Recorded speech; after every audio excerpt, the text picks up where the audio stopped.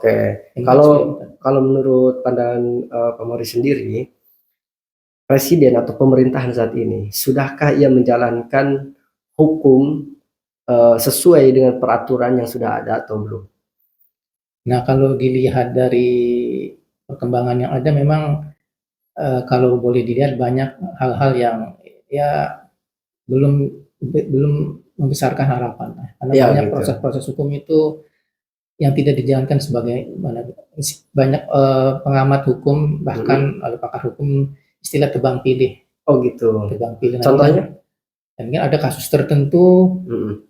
ya mungkin sekarang kita sama-sama tahu kasus politik ini banyak kasus yang tiba-tiba diajukan. Sementara kasus yang sebenarnya lebih berat, lebih merugikan negara, tidak diapa-apakan karena terkait kepentingan. Nah, ini yang membuat masyarakat jadi, ya mudah-mudahan tambah cerdas, tapi yang menjadi bingung nanti para pakar hukum. Pakar hukum ini yang sekolahnya sampai profesor, sampai master di bidang hukum, jadi bingung sebenarnya hukum kita ini seperti apa sih. Oh iya. Nah, nanti kita jadi kasihan sama pakar hukum, mereka tidak berkutik. Iya, betul.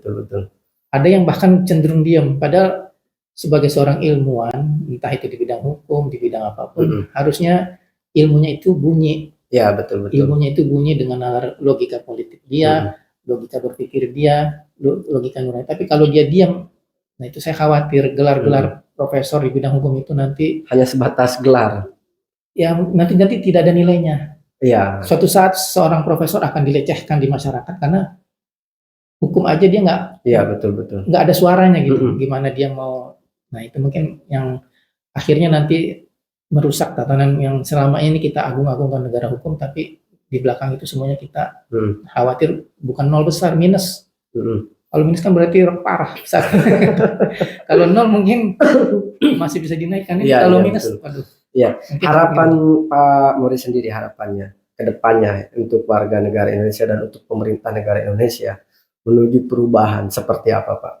Nah, di sini mungkin sebagai rakyat kita harus sekarang, ya istilahnya harus lebih paham lah bahwa kita memilih pemimpin itu bukan sekedar balihonya banyak, bukan sekedar pendukungnya pinter ngomong segala macam, tapi yang penting bagaimana semua rakyat itu benar-benar bisa nyaman. Ini penting, cari kerja gampang, makan mudah, kesehatan juga nggak sulit-sulit amat. Lebih mengutamakan kesejahteraan rakyat gitu ya. Betul. Nah, itu kan selama ini kemarin ada pemimpin menjanjikan lapangan kerja, tapi kenyataannya sekarang orang semuanya ojol, semua lihat ojol di mana-mana ojol. Iya, betul.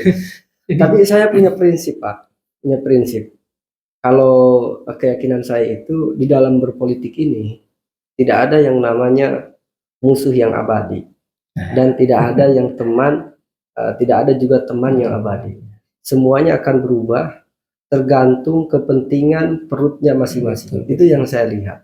Nah, harapannya memang pada saat pemilu saat ini kita berubah. Harapannya seperti itu. Terkait ini, kedepannya seperti apa, Pak, tentang menjadikan seorang pemimpin yang dimana pemimpin tersebut konsisten di dalam menegakkan hukum.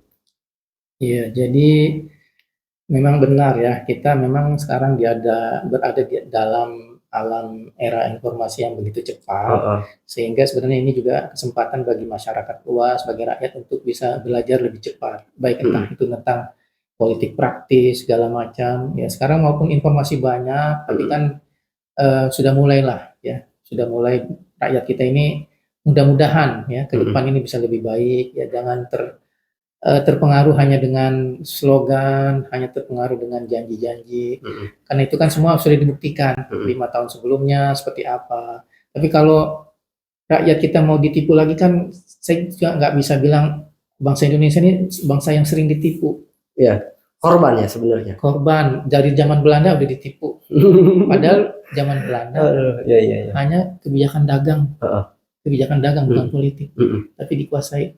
Indonesia ditipu sampai 3,5 abad, gitu, Ustaz. Jadi kalau nanti kita ditipu lagi dengan bangsa sendiri, negara kita nggak maju-maju, orang bertani susah, makan susah, mau kerja susah, itu kan kasihan. Sementara kita bangsa Indonesia ini harapannya sangat luas gitu kan. Heeh. Dari berbagai suku, berbagai hidup di berbanyak pulau. Iya.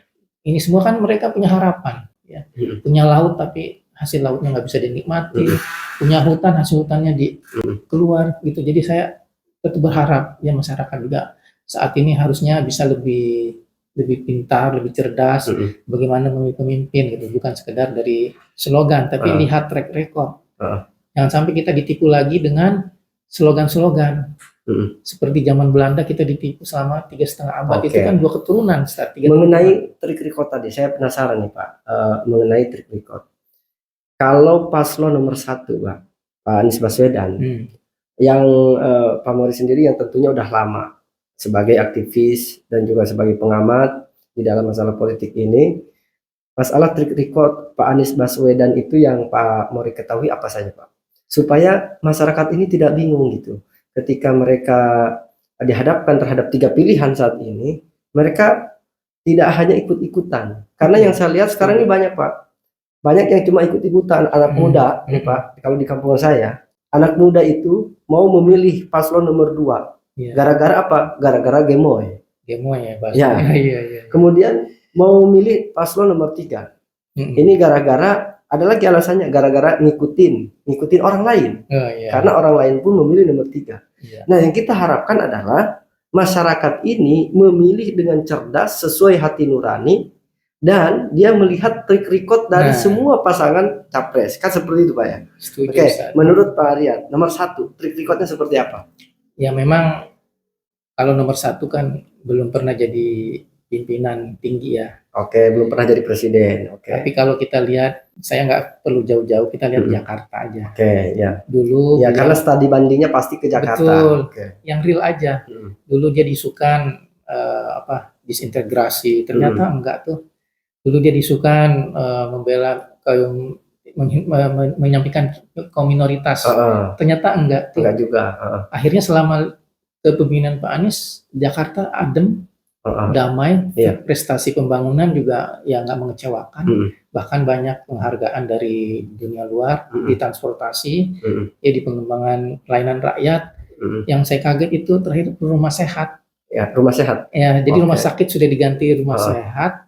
Di kecamatan itu ada sudah rumah sehat. Kelihatan, bahkan 5 lantai. Nah itu kan namanya track record. Mungkin ada pasangan yang lain track recordnya pembangunan. Tapi banyak yang mangkrak atau bermasalah. Ya sebagai contoh ada pembangunan kereta api cepat.